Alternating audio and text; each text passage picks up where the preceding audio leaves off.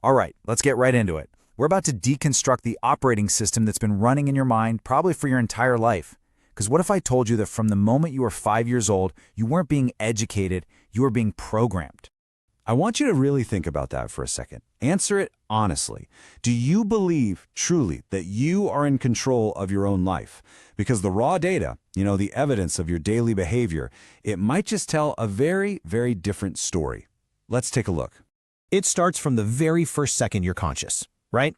Your day begins not with your own biological clock, but with a jarring sound dictated by someone else's schedule. Right off the bat, your time is not your own. Then think about work. In meetings, in groups, you've been conditioned to wait. You wait for a signal, you wait for a pause, maybe you wait for your manager to nod.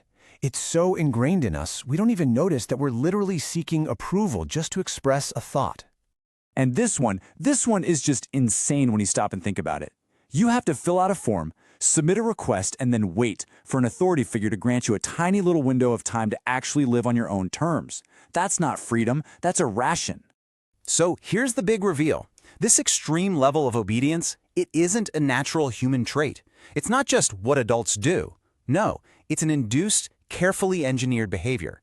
And the factory that produces it, it's been hiding in plain sight your entire life. You need to forget everything you've ever heard about the school system being outdated or failing. That is the biggest, most convenient lie ever told.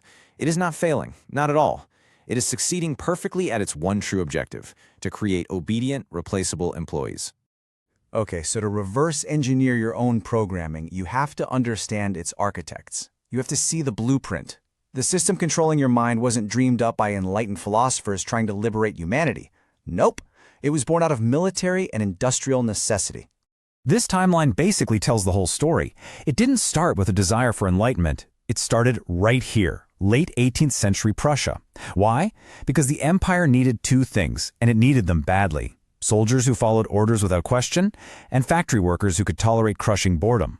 They perfected that system, and then, you see it right here, moving into the 20th century, powerful industrialists funded its mass production across America.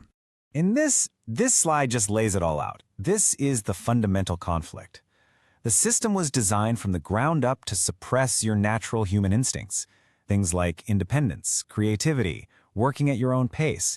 Those weren't features the system wanted. They were bugs that had to be eliminated from the final product. So, how did they actually do it? How was this control implemented? Well, it's not just some abstract historical idea. It's baked into the architecture. We need to recognize the specific weapons they use to shape your mind, because the very design of a school is a psychological battlefield. The bell isn't about learning, it's a Pavlovian trigger. It trains you to stop whatever you're doing on command, just like a factory whistle. The desks in rows, that's a military formation. It prevents collaboration and forces you to face the single source of authority at the front. And asking permission to go to the bathroom, that's a tactical humiliation. It's designed to teach you at age 5 that the institution owns you, right down to your most basic biological functions. But you see, the physical environment, that's just the hardware. The real damage, the permanent stuff, is done by the software, the curriculum and the grading methods that install the mental viruses that paralyze you as an adult. So in the real world of creating value, in business and investing, failure is just a word for data. You try something, it doesn't work, and boom. You've just purchased invaluable information on what not to do next. It's the price of tuition for success. It's how you win. But the system inverts this natural law of progress. It takes failure and it brands you with it. It makes it a permanent public mark of shame, a big red F. This weaponizes failure. It teaches you from childhood to fear the very process that's required to achieve anything worthwhile. And the result? An adult who is terrified to start a business, to invest their money, or to even change careers. And look at this. Just look at what the system does to your creativity. This is devastating. It takes nearly universal, genius-level divergent thinking, which is just the ability to see multiple solutions to a problem, and it systematically dismantles it. Why? It's simple. A factory worker who sees a dozen different ways to do their job, well, they stop the assembly line. The system requires one right answer, the one the boss gives you. To really, truly grasp the sheer scale of this, we need to use some powerful metaphors. We have to visualize the prison we've all been living in. First up, the human assembly line. Children enter the factory as unique raw materials. Then they move down the conveyor belt, all at the same speed, getting standardized parts, the same information bolted on at each station. Standardized tests, that's the quality control department. And if you pass, you get your diploma, the little seal of approval, and you're shipped off to your designated cubicle. Or, think of it this way. The mouse maze. You're taught to run the same path every single day.